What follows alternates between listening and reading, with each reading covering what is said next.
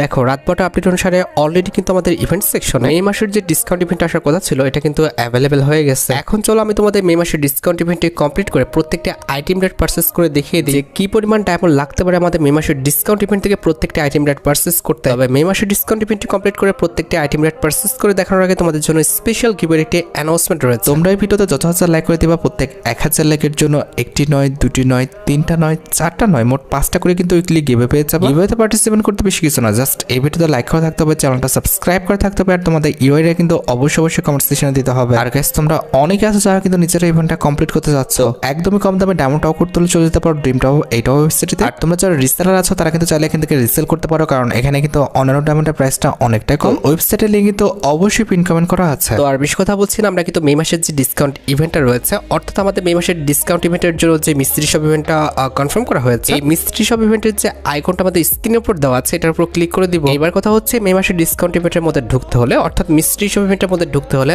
অবশ্যই কিন্তু আমাদের লাকটা প্রথমত ট্রাই করে নিতে হবে। এই জন্য আমি কিন্তু ট্রাই টু লাক যে অপশনটা আছে এটার উপর কিন্তু ক্লিক করে দিব। এবার কিন্তু আমাদের লাকটা স্টপ করতে হলে, অর্থাৎ লাকটা সেট করতে হলে অবশ্যই কিন্তু এখানে স্টপ বাটনে ক্লিক করে আমাদের লাকটা কিন্তু সেট করে নিতে হবে। এই জন্য কিন্তু আমরা স্টপ বাটনে ক্লিক করে কিন্তু আমাদের লাকটা সেট করে নেব।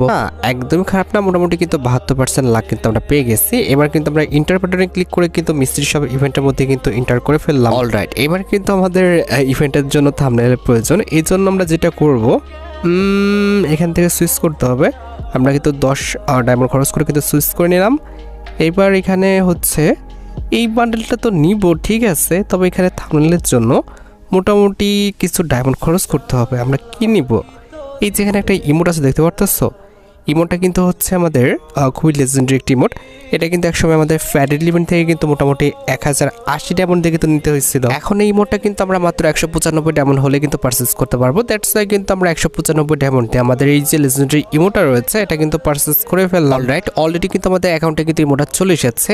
এইবার আমাদের যেটা করতে হবে, আমাদের থাম্বনেলের জন্য কিন্তু স্ক্রিনশট নিতে হবে। তো অলরেডি কিন্তু আমি স্ক্রিনশটটা নিয়ে নিয়েছি। ওকে, এবার কথা হচ্ছে এই সাইডের সবচেয়ে লেজেন্ডারি আইটেম রেটটি হচ্ছে ক্রিকেট রিলেটেড এই বান্ডেলটা। তো এই বান্ডেলটার যদি আমি কথা বলি, প্রত্যেকটা পার্টি আমি দেখেছি, কোনো পার্টি আমার কাছে ভালো লাগে না। জাস্ট এই যে এটার জামাটা রয়েছে কিংবা এটার যে উপরের পার্টটা রয়েছে এটা কিন্তু সুন্দর, তার বাদে বাকি প্রত্যেকটা পার্টি কিন্তু একদম ফালতু করা হয়েছে। তো এটা আমরা পরে পারচেস করতেছি, তার আগে এখানে আমাদের ভাউচার রয়েছে। এখান থেকে জাস্ট 5টা ভাউচার কিন্তু আমরা 25 ডায়মন্ডে পারচেস করে ফেলেছি। এরপর এখানে একটা ফিমেল বান্ডেল আছে। ভাই এই ফিমেল বান্ডেলটা কি বলবো, একদমই ফালতু, একদমই ফালতু বলতে একদমই ফালতু। এটা নেওয়ার কারোর দরকার নাই, তবে আমি পারচেস করবো যেহেতু আমার ভিডিও করতে হচ্ছে। আগে বলে দিচ্ছি ভাই, এটা তোমরা কেউ পারচেস করো না, আমি শুধুমাত্র ভিডিওর জন্য পারচেস করলাম।